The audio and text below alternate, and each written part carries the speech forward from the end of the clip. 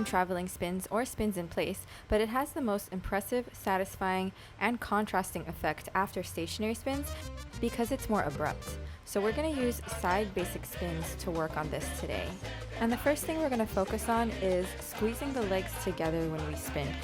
So you want to activate the inner thighs and really squeeze the legs together even though you're only on one foot. This will help you keep balance and stay upright on your axis. So first practice with the feet together and then lift one foot off of the floor, keeping it flexed so that even with the foot slightly lifted, you're still able to keep the legs together. The second thing we're going to focus on is our lats. So the upper body helps to stabilize as we spin if you're drawing your shoulder blades down and not lifting up through the torso as you spin. We want to stay grounded through the spins. Lifting the shoulders up as high as you can and then drawing them down as far as you can. That drawn down placement is where you want to be when you're spinning. The third thing is going to be core strength.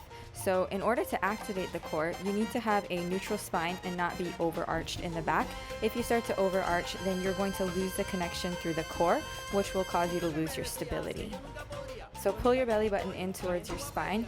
Keep your spine neutral without overarching the back, so your hips should be stacked over your knees and knees over your ankles. Try each of these first, one at a time with the spin, before you go to trying all of it together, as it can be a lot to think about in addition to having to spin.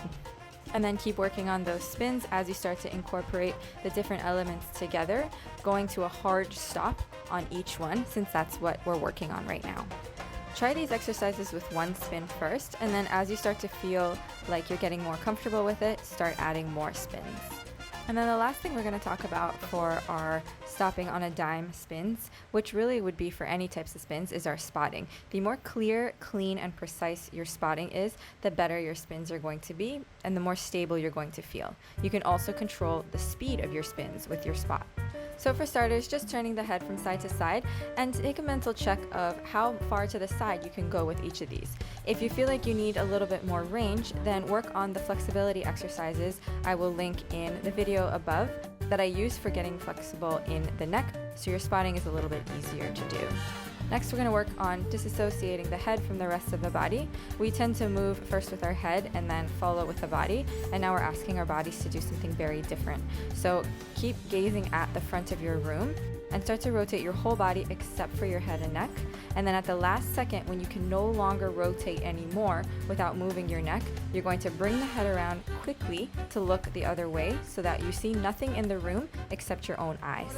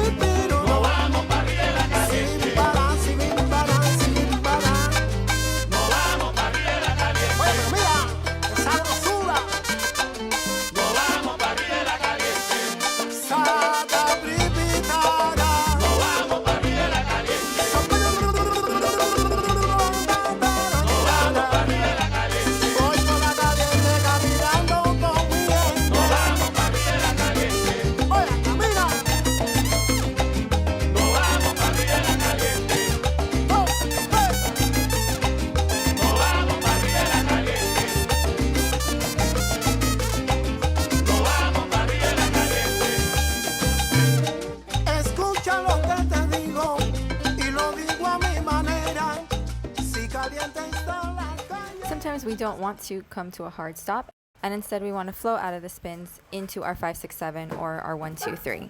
So the first thing we're going to work on is our 5.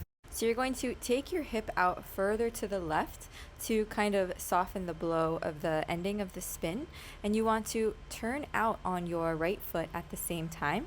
These are if you're doing right spins. So that turn out on the right foot really helps to stop yourself, and the hip continuing to flow to the left is what makes it look smoother instead of a hard stop.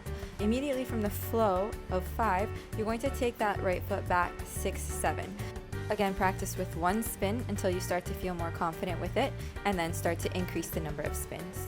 So a similar idea can be applied for traveling spins. The hip opening to the left won't be quite so apparent. When you take your traveling turns, as you get into that final spin before you take your basic 5, 6, 7 or basic 1, 2, 3, depending on what you are doing, you're going to smoothly bend the knee into it and take the hip out ever so slightly, but it's really about not stopping with the feet together and transitioning into a 5, 6, 7. It's a little less apparent than when you're doing stationary spins because you're already traveling through the spins. For an added challenge, instead of keeping your spot in the same direction you're going, change your spot to what's behind you so that you keep changing direction and you can smoothly go from one spin to the other without having to start and stop. This is especially nice if you have a smaller space and you want to keep spinning without having to start over again. If you want more detail on how to do the spins, make sure to check out my How to Spins video. I will link it above and put it in the description as well. At any point, if you feel like you're falling out of the spins, instead of stopping and trying to start over, start using those moments to create something or to dance out of the spin so that you don't get used to only being able to do the spins a certain way and having to start and stop if they don't go exactly perfectly. Remember, spinning it's pretty difficult and it doesn't have to be this perfect one method way all the time. You can play around with how you come out of it and you can use any mistakes or things that you think are accidents into making something pretty cool. So sometimes we want to flow from a spin into another step instead of taking a basic straight away. And this is great to practice balance and some new movement right out of your spin. So we're going to use 3 steps for this drill. The first one is going to be our Suzy Q. So you're going to take your side basic turn and then you're going to right away take a Suzy Q, either on that 5, 6, 7 or 1, 2, 3, depending on which direction you're spinning. If you're new to this, it's going to be tempting to stop with your feet together. Your goal is to spin with the feet together, not even thinking about the fact that you're going to have to cross. And then at the last second, when you're going into your 1, you just take that foot that needs to cross forward and go into the cross. And you're going to apply the techniques we used in the beginning with our hard stop, squeezing the legs together, pulling the belly in, and drawing the lats down to have balance and have the ability to flow into the next step. The second piece of footwork we're going to use is a crossover. So it starts similar to a Suzy Q, but it has a different feel because instead of being stationary as a Suzy Q is, you're going to start traveling slightly forward with the crosses and your feet are going to be moving more. So that means your spin has to be even cleaner before that crossover. I encourage you to practice these super slow, even though it's way harder that way, because then when you go to a more average speed song, you're going to have much cleaner footwork and better balance.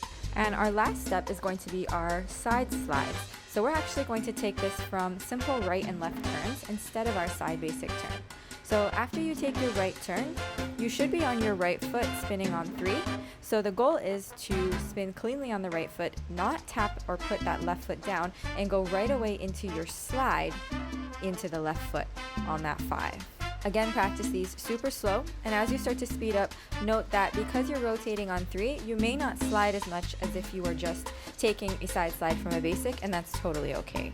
Then we're going to take our left turn into a slide. This one is easier than the right turn because you'll take a 5, 6, 7 first and then slide back. So practice this one right away with fast music since it's easier. And I didn't do this in the video, but you may want to use the left turns first since they are simpler, and then go into the right turns with the slide.